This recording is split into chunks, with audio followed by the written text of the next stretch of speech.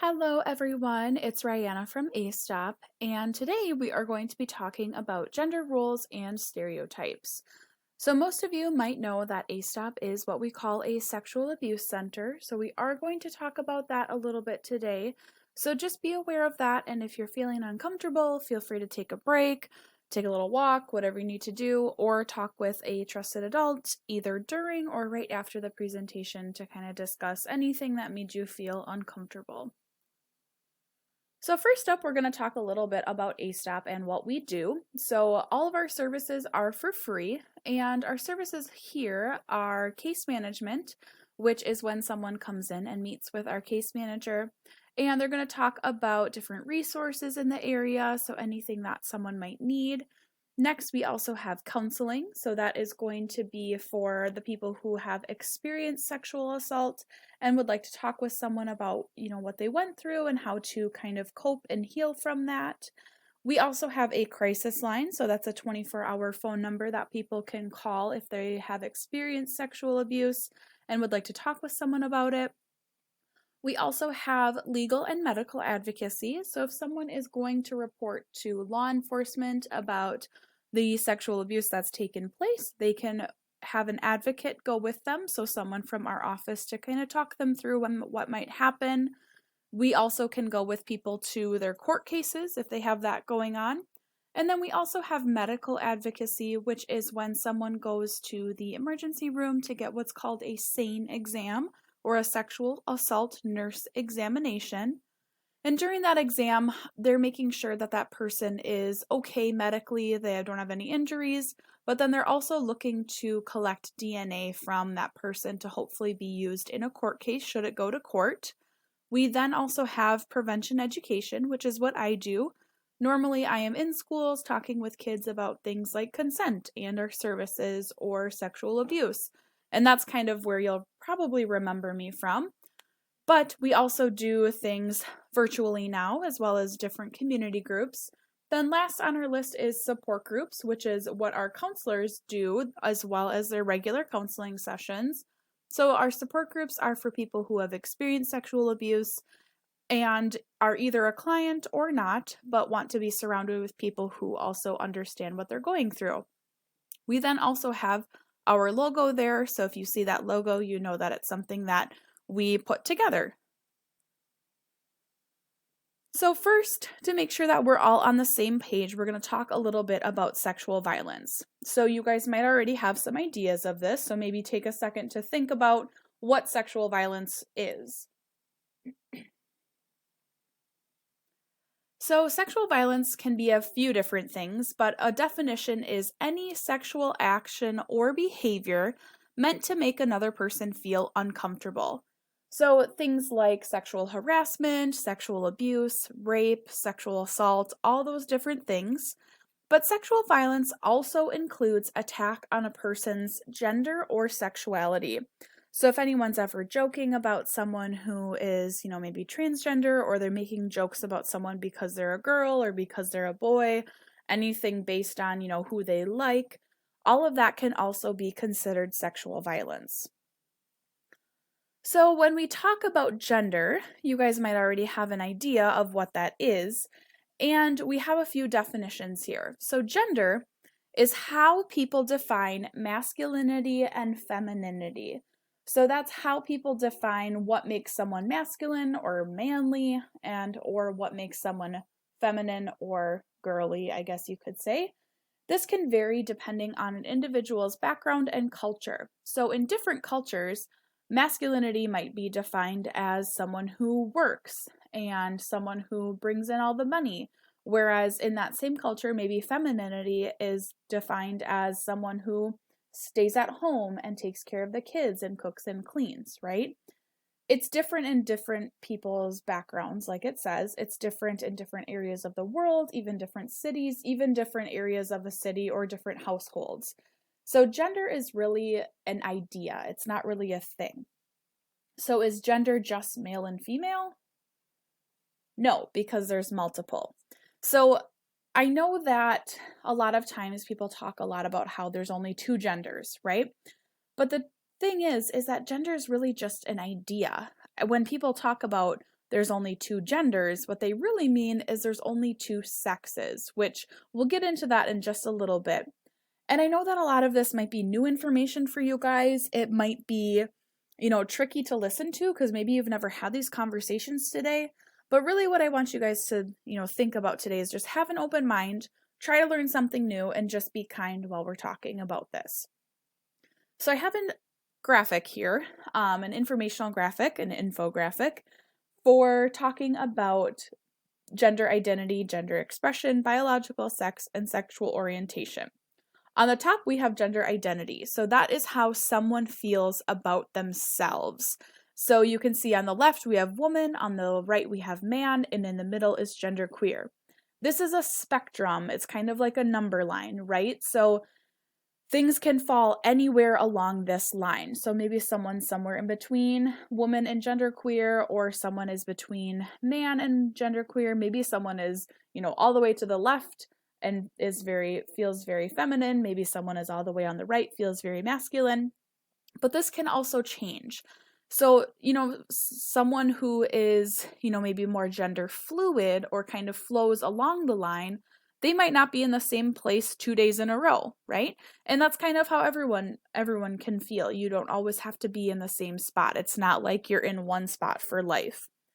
Next is gender expression. So this might match someone's gender identity, but it might not.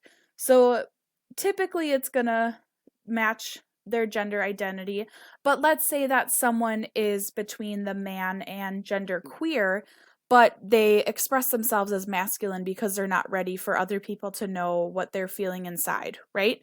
So gender expression is how you demonstrate your gender based on things like how you act, how you dress, how you behave, how you interact with others. So someone who is maybe unsure or maybe kind of exploring their gender identity, maybe finding themselves along different places of the spectrum, might also kind of flow along the gender expression spectrum as well. Next, we have biological sex. So this is what I was talking about before. When people say there's only two genders, that's not really correct in saying that, because I think what they mean is that there's two sexes, but that's actually not even true either, because we have female and male, and in the middle you can see that we have intersex. So when we're talking about biological sex, that's like chromosomes and hormones and your body parts, right? So if someone has female body parts, right, they might actually have an internal body part that is typically what we see with males, or vice versa. Someone maybe externally is male, but maybe they have like an ovary on the inside. You would never know that unless you have like an ultrasound or a MRI done to see what's happening inside your body, right? Or different levels of hormones and chromosomes, like the different mixes of the chromosomes. So this can be confusing, right? Not a lot of people talk about intersex, and I know that that's kind of a new idea, but just be aware that it's there, and that's something that, some people do experience. People don't talk about it, but it is out there. So finally, on the bottom, we have sexual orientation, and we have heterosexual, which is being attracted to the opposite sex, homosexual being attracted to the same sex, and then bisexual would be either or, but there's also lots of different sexual orientations that fall along here. And this is also where the LGBTQ comes into play a lot of the times, whether that's lesbian, gay, bi, trans, or queer, questioning, and even allies too can kind of be in that acronym. So what's important that you take away from here is that lots of things are on a spectrum. So you might be one place on a spectrum and someone might be somewhere else, and that's perfectly okay, right? Because what someone else feels inside themselves and how they express themselves isn't hurting anyone. It's really just based on what you feel. So moving on then to gender stereotypes. There's a lot of stereotypes in our world, whether it's based on gender or race or religion even, or even within jobs, right? So with a stereotype, right, we hopefully have already learned about these, but a stereotype is a fixed idea or generalization or prejudice about a group of people that is sometimes true, but not usually. So think about in the movies when there's a librarian. Think about how that librarian looks. She probably has glasses. She's probably a little bit older. Maybe she's wearing like a dress and she goes shh to everyone all the time, right? That's not always how librarians are, right? Or think about, like just these different stereotypical things that we see in life. So think about a female, right? Someone who's female wears a dress, has long hair, wears makeup, wears pink. Whereas someone who's male wears blue, wears pants, doesn't wear makeup, has short hair, right? We have all these different stereotypes out there. And stereotypes can be really harmful because it can make us think things about someone that isn't true. People might see someone and think, oh, that person looks really mean, or wow, they must just not care about themselves, right? But that's not always true. Don't judge a book by its cover, right? We see all these things. And it's hard to not think about stereotypes, but we should really challenge stereotypes because they can be really hurtful in how we treat others and how that affects other people. So we have a couple videos to watch, and then we'll talk a little bit about where we learn these gender stereotypes.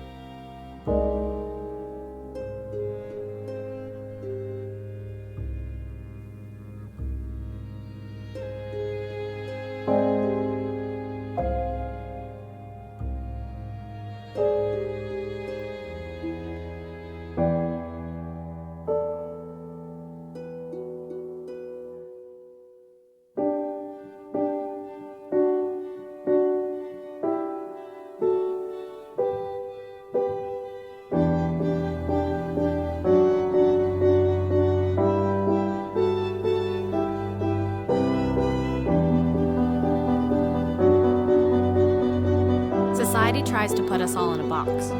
By challenging gender stereotypes, we can break out.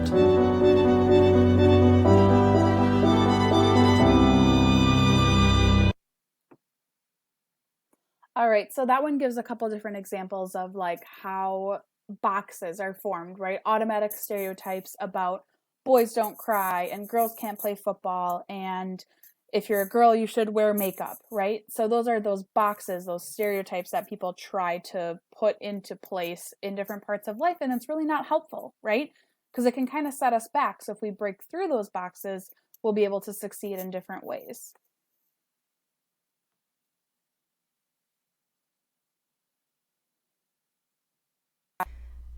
From the moment we are born, society feeds us ill-placed values of a thing called gender roles, the idea that a man has a specific place in society different from that of a woman. Boys are given toy trucks and army men to play with, while girls get baby dolls and dresses. But are they any less of a boy or a girl if they wish to play with the opposite?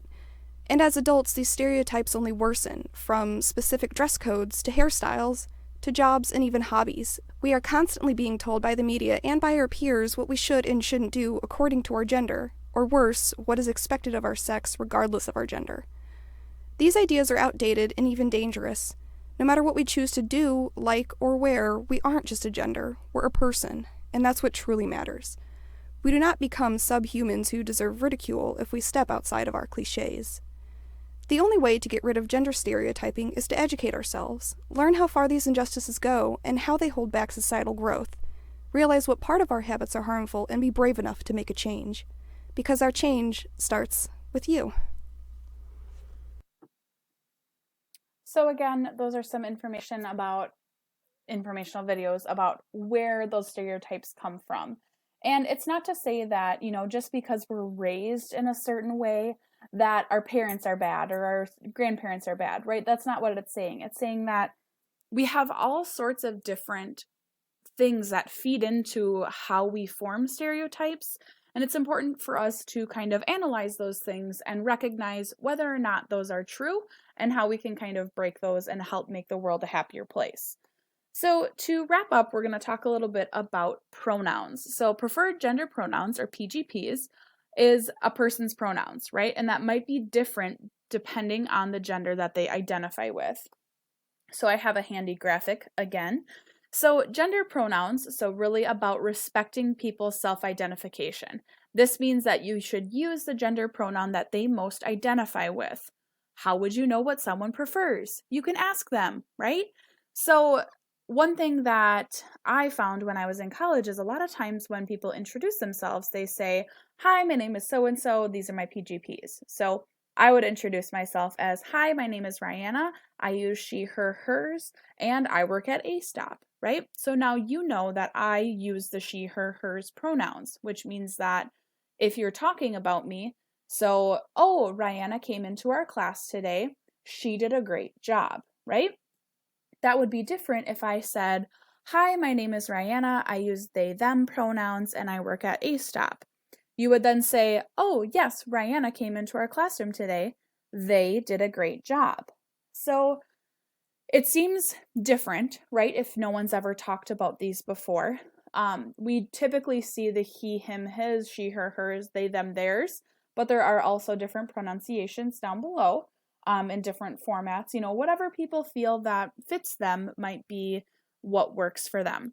So it's important not to get caught up and be like, "Well, why are they using these pronouns? That doesn't make any sense. They is plural," but we know that they is singular, right? So let's say you ordered a package from Amazon and the person who brings your mail person, right? I know we typically say mailman, but that's something that doesn't always fit, right? A lot of times women are mail carriers as well. So you could say, "Oh, did my Amazon package get dropped off?" And your roommate says, "Yes, they dropped it off. The mail person, the mail carrier, they dropped it off."